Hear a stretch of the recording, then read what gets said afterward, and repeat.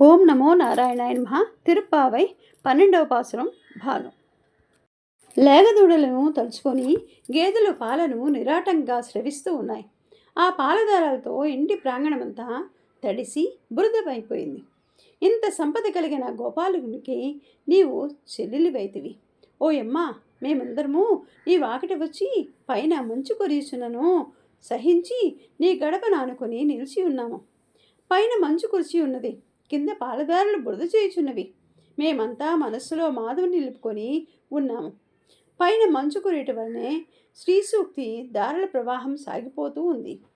కాళ్ళ కింద పాలదారులనే ఆచార్య ఉపదేశ ప్రవాహము సాగిపోతుంది. మనసుల్లో నిరంతరము మాధవ సంశ్లేష భక్తి ధారల విచ్ఛిన్నంగా పొంగి పొరులుతున్న ఆ ముప్పెడు దారాలతో తడిసి కూడా నిన్ను ఈ మా గోష్ఠిలో చేర్చుకున్నట్టుకై నీ వాకిటి గుమ్మాన్ని పట్టుకొని నిలబడి ఉన్నామమ్మా.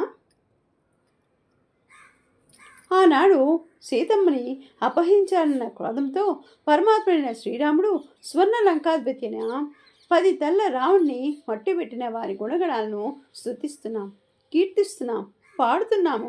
మేమింత చేయుచున్నను నీవు నోరైనా మెదపెట్టలేదేం తల్లి?